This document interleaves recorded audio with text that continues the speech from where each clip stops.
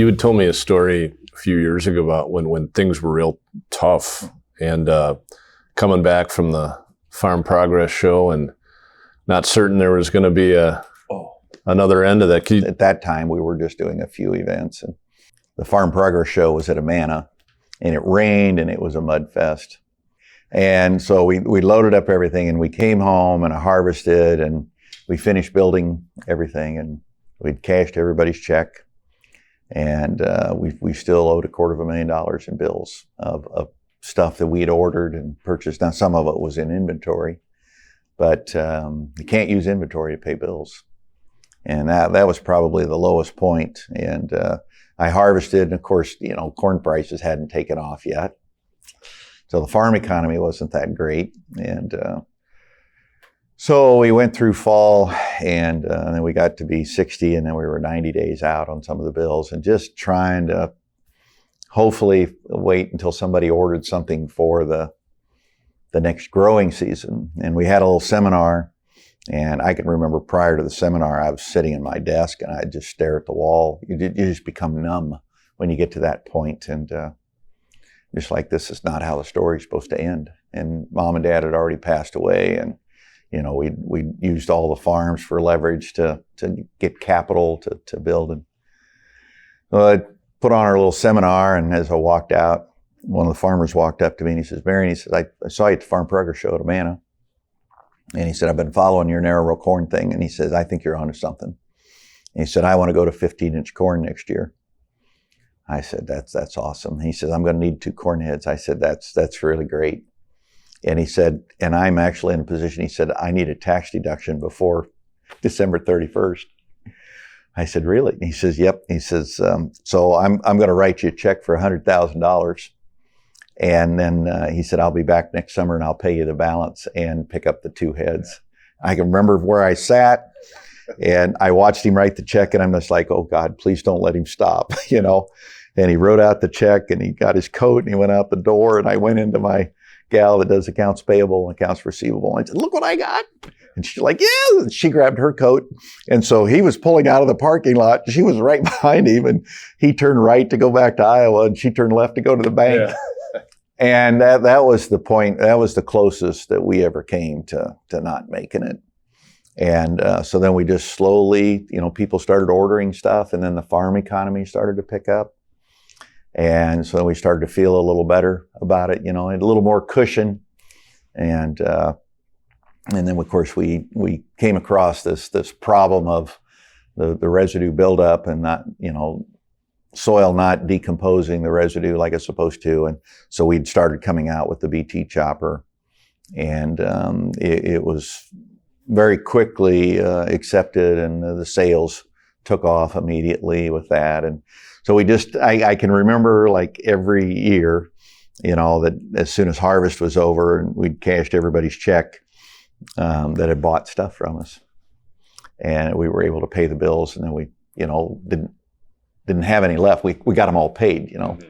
And then I can remember the next year when we had a few bucks left over, and so then I gave some bonuses to the employees to share that success, and then the corn market really took off, and then every year there'd just be a little more money left in the checking account when we got to the end of the season. So, to start with $500 from grandma and $500 at the bank, and kind of struggle until I was 50 years old, and then to almost go broke, and then to watch it, and then the rocket shot to just go straight up. I still pinch myself and believe, is it really true? Did it really happen to me?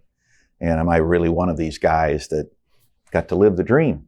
You got to believe in the dream, but then to get to live it, and then share it, with the employees that I have, and my customers, and the farmer, and the feedback that we get. That's worth more than any amount of money to see them here at your conference. And they walk up to me and say, "Gosh, we bought your stuff a year ago, the best money we ever spent. And we'd been having a problem forever.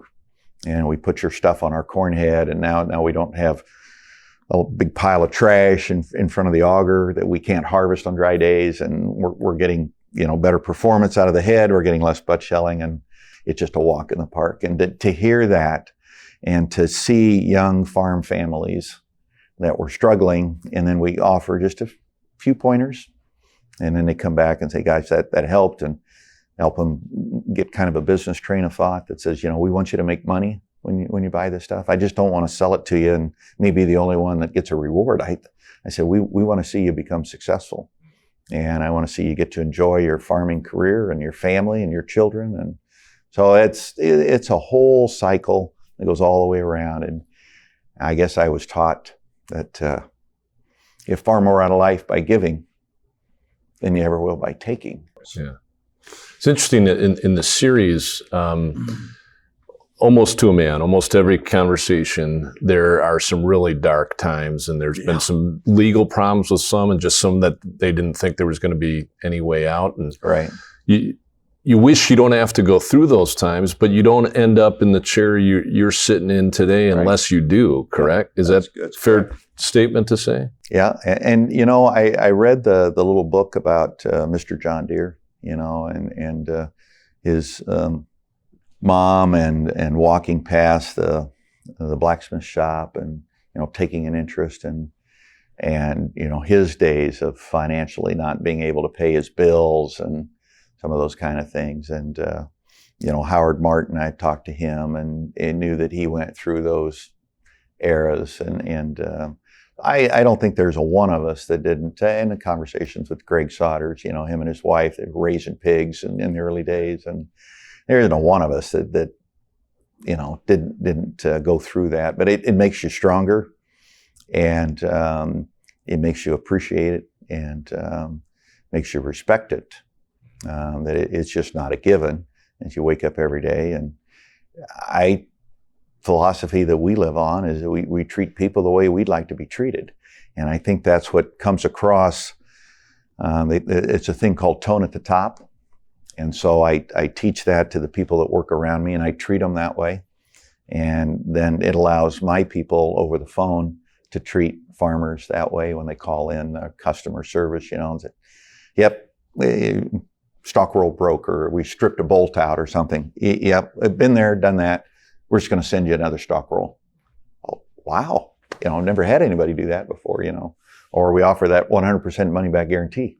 Well, gosh, never heard anybody doing that. Or they come across and say, well, I got your installation manual, and Marion's cell phone number's right on the installation manual. They said, well, we've never seen the cell phone number of the CEO of John Deere or Case or whatever, and it's kind of unusual. And I said, well, if you're having issues, I want to be right there, whether it's a normal day, or whether it's 8 o'clock at night, they just got out of the combine, or whether it's on a Saturday or a Sunday. I said, we know what it's like. Harvest is 24/7 when the crop's ready to go, and we want to be there to help them through that harvest.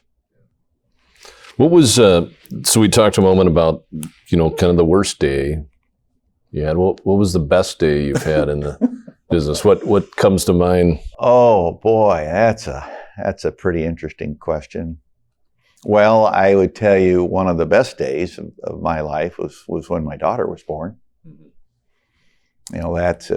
It changes your attitude toward everything, and watching her develop and take an interest in agriculture and riding with Dad in the combine and sitting, I remember I have a red combine, and it's got a little valley there in front of the floor mat and in front of the steering wheel. Between the windshield and the steering wheel, there's a little area.